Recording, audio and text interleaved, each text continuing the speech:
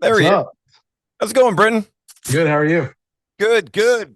Dude, appreciate the time and want to dig into the EP and the headline tour, of course. Yeah, Dude, absolutely. I Can you hear me okay? yeah, I got you getting Okay, nice and loud. cool. So I got to start by saying thank you. Thank you for this heavy EP. It calls me by my name. It's funny, man. The moment I listened to the EP like two or three times, I went back and listened to Blueprints and Dead Weight, and Hmm. it totally gave me that old feeling. But Yeah. curious when you guys did this because I mean, it was 2024. Hmm. Was there any leftovers from Stigma, or was this a whole new writing recording session?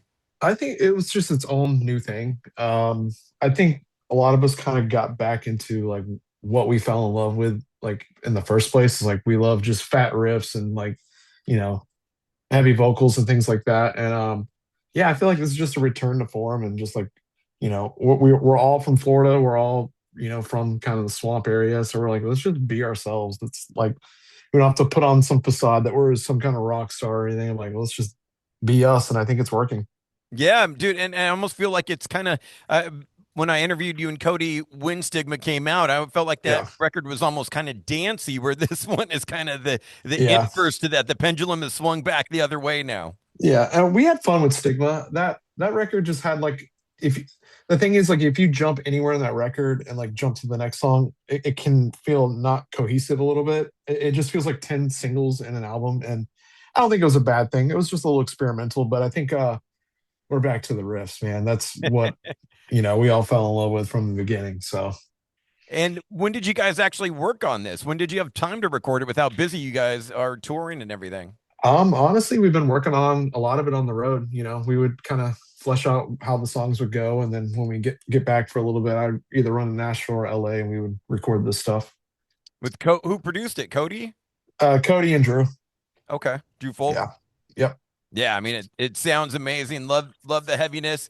And of course Thank you. the first speaking of the first single and Song of the Swamp, Mhm. was that actually filmed in Ocala where Yeah. yeah?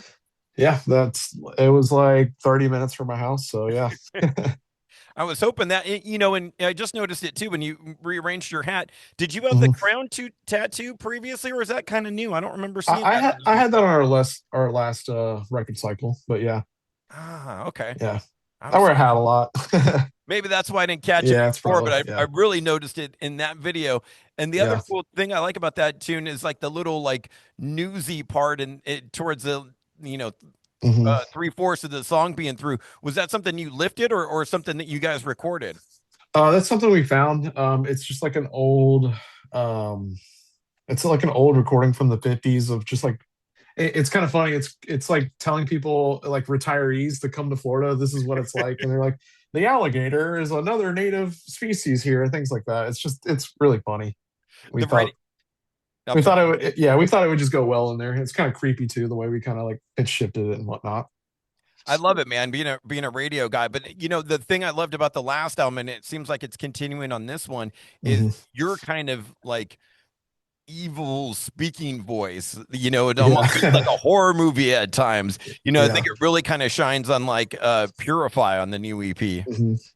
Yeah, we're just trying to have fun with stuff again, man. Like obviously like the last couple records we've done, like I have fun recording, but this EP was just like, all right, there's no rules anymore. Let's just what sounds the best and let's have fun with it. And I feel like a lot of cool moments happened because there was just no restraints or like rules we were trying to give ourselves. I was starting to think listening to the EP, listening to Song of the Swamp and 4 by Hmm. 4 I was like, whoa, is this going to be like Cody less vocals? But then he comes in on Blindfold, which is Hmm. really cool because it's kind of the inverse. You start off singing and then Cody kind of comes in screaming. Right. Yeah. Yeah. We're just having fun trying new things. I mean, we're always gonna have heavy parts. We're always gonna have like, big courses that we like. We're never gonna stray from that. But I think we had a lot more fun. Just like let's get into the nitty gritty and just have fun with these riffs. And is this just for now? Or are we abandoning the album format? Or is this a philosophy change or just kind of what felt right for now? It just feels right for now. I do think going forward, as much fun as we had recording this EP, and I feel like a lot of our fans are appreciating this a little bit more. But we're not going to be like, all right, well, we had our fun. We're back to doing whatever. But no, no. I think we're gonna stay on this path of just like doing what we really enjoy and what we fell in love with from the beginning of starting this band. but not abandoning the album format. No, no, no.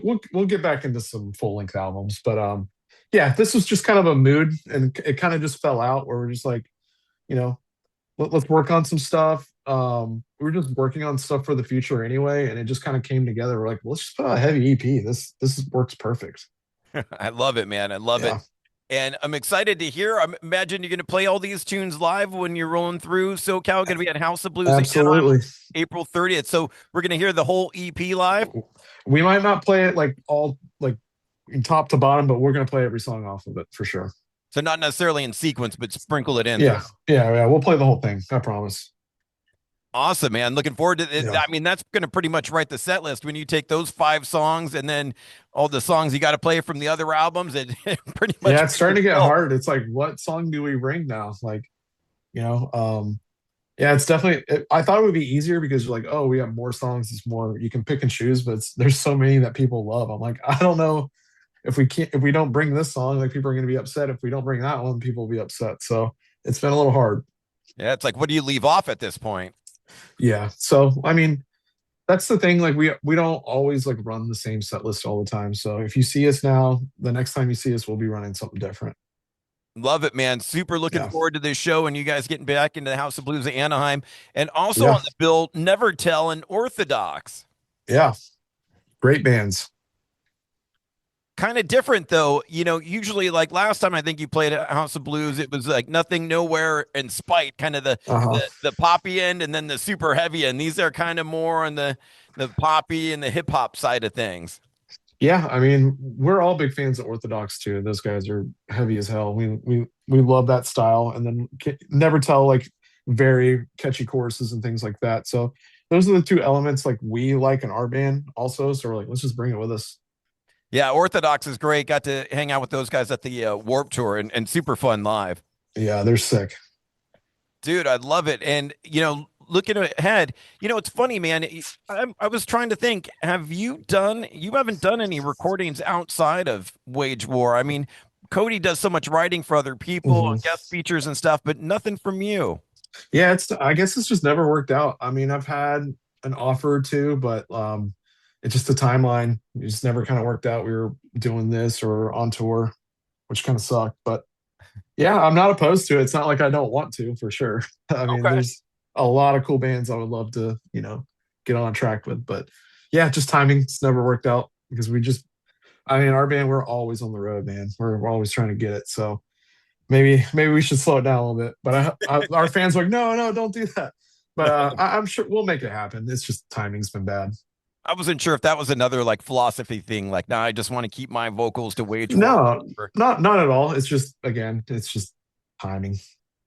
Okay, cool, man. Yeah. Well, dude, I appreciate the time. And last thing I wanted to hit you with is Mhm. we're an old school radio station. We do a feature called Mandatory Metallica every night at 10 p.m. Yeah. Crazy that Metallica and you, as a matter of fact, are celebrating the 35th anniversary of the Metallica Black album, the Mhm. self-titled Black album that sold 20 million records to this point. Wow, that's insane. Got to be the biggest selling metal album of all time. And now they're going to break in the sphere and be the first metal band in the sphere, which is going to be really Yeah, cool. that's really cool.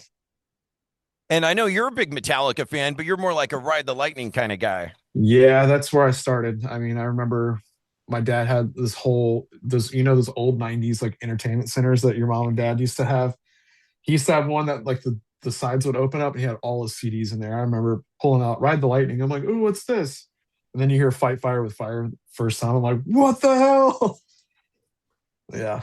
And then That that hooked ever since. yeah, that record's always been special to me. I mean, it's kind of what started it all. But yeah, and just like little things. I used to listen to it all the time. I used to go fishing a lot. And I remember I caught like my biggest bass of all time, the Fade to Black. I'm like, I love this band forever.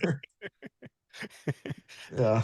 I love that record too. I mean, you can really feel like the dirt underneath their nails on that record, like them sweating it out in a garage. Yeah. Yeah.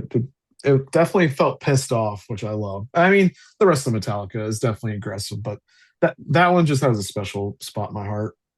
Have you guys shared the stage with them yet? Have you seen them live? No, I've seen them live. We played a festival that they headlined, but we've never been like Wage Wars on a Metallica show. But I would Right. love for that to happen one day.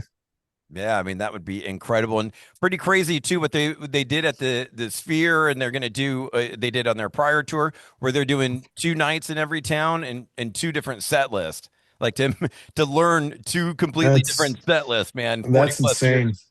Yeah, they did that at Welcome to Rockville. I think they played 2 nights, didn't they? Yeah, yeah, they've Yeah, been doing that for a while. the one the day that we played, we watched them and they were like, "Yeah, we're gonna play a whole new set list tomorrow." I'm like, "What?" I It's mean, you guys are crazy. 10 years into your career. Imagine being 40 years and trying to Yeah, do all yeah, those yeah. songs. We'll play like 19 songs, and I'm just in the back, just after we're playing. I'm like, I'm so dead. And It's funny. they'll play like 27 a night. And I'm like, y'all are crazy. It's funny, man, looking at you guys, and Cody's really kind of taken to that Gibson Explorer, it seems like, which is, what you used to see in Hetfield carry. Yeah, we're all big fans of them, man. But those are definitely like my childhood idols. Like every time I would see James, and we're like, dude, the coolest guy ever. And that white Explorer he used to run, we're all into that, man. We'll So, never not be. have you talked to him? You said when you run into him, have you talked to James? No, the only person we've ever kind of run into was Lars and Robert. Ah, Yeah, how'd that go? it was just very brief. They had things to do. It was just kind of a hey, big fans, cool. See you later. Well, at least you got to say, I met him. Yeah. There was a funny story. I was around the area, but he wasn't directly talking to me. It was oh, what was that festival? It was in I think it was in Columbus, Ohio. What's the big festival they do The out there? incarceration? I don't think it was that one. Man, what was it? It Welcome to was years ago, like 6 or 7 years ago now. I don't remember the name of it, but you know the band Every Time I Die. Yeah, of course. Yeah, Andy, the big guitar player, everyone's sitting there watching Death Heaven play, and Lars and James come walking up on side stage. Everyone's like nudging each other, like, "Oh my god, it's them, it's them!" And then as they kind of walked away after the set was over, everyone's kind of like just staring, and Lars is like, "Are you guys too scared to ask us for a picture? What's going on?" We were just like, "Yep, that's." I mean, he was joking about it, but I'm like, "That's just classic Lars." So that's So you did. cool. So you didn't actually ask him for the photo. Hell no, dude. We're like, this guy's gonna run us off. But he was cool about it. He's like, I can feel you guys looking at me. You're gonna ask for a picture or not? Dude, just to put a button on it, man, pick a Metallica song for us to play for you on Mandatory Metallica. What can we rock for you? Um, I love the Ride the Lightning album, but one I've been jamming lately is Wherever I Roam. So Oh, yeah, going it's a back to good the one. going back to the Yeah. Black album. Oh yeah, dude. That down, down. I'm like, dude, it just sets it up for that big ass riff to come in, dude.